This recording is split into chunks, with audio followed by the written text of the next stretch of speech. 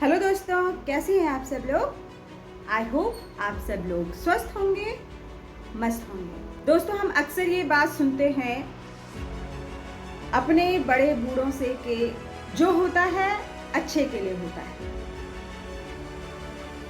और इसमें 100% सच्चाई भी है कि हमारे जीवन में जो भी घटित होता है, जो भी चीज़ें होती हैं, वो ये यूनिवर्स पहले से प्लान करके रखता है। तो दोस्तों, अगर आप आज मुसीबत को फेस कर रहे हैं या स्ट्रगल कर रहे हैं या बार बार अनसक्सेसफुल हो रहे हैं, तो इसमें भी कुछ न कुछ आपका फ़ायदा छुपा होगा। दोस्तों, टाइटैनिक के बारे में तो हम सब लोग जानते हैं।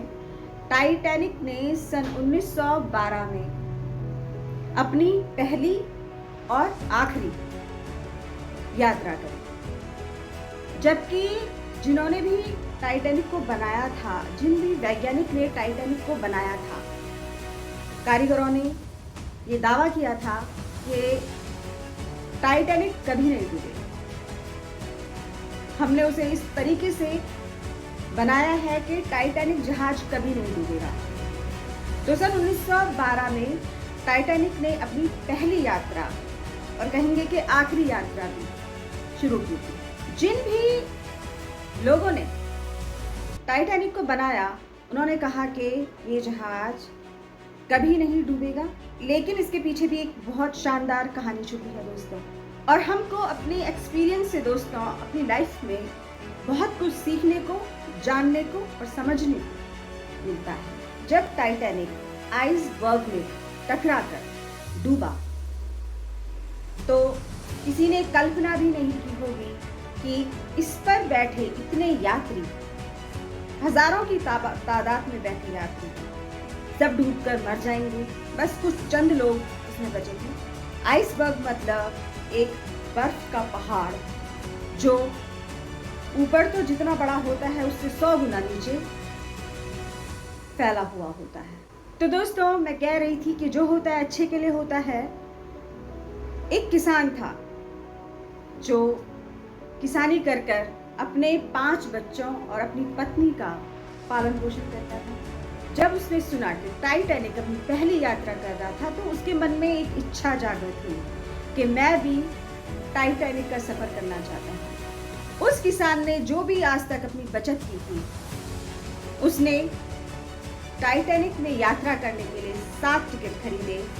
5 उसके बच्चे, एक उसकी पत्नी, एक खुद।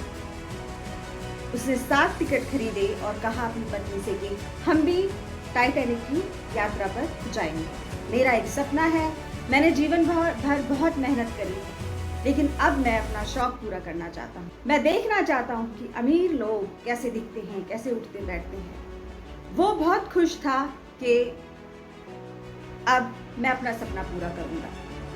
लेकिन दुर्भाग्यवश टाइटैनिक के रवाना होने से 7 दिन पहले उसके पालतू कुत्ते ने उसके 5 बच्चों में से एक बच्चे को काट दिया। जब उसके पालतू कुत्ते ने उसके बच्चे को काटा, तो वो बहुत दुखी हुआ। वो समझ गया था कि शायद अब मैं नहीं जा पाऊंगा। उसकी पत्नी ने कहा कि आप अन्य 4 बच्चों के साथ टाइटैनिक पर चले जाइए, मैं अपने बीमार बच्चे को छोड़कर नहीं जाऊंगी। तो वो रात भर सोचता रहा कि अब मैं क्या करूं, लेकिन अंत में उसने ये फैसला लिया कि मैं भी नहीं जाऊंगा।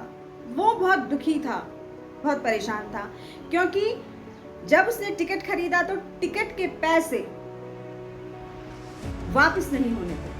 टिकट ले लिया तो आपको यात्रा करनी ही पड़ेगी, और अगर आप यात्रा नहीं कर रहे हैं तो आपको आपका पैसा वापस नहीं होगा। वो मन में बहुत दुखी था, क्योंकि उसने वो 7 टिकट खरीदने के लिए अपनी सारी जमा पूंजी लगा दी थी।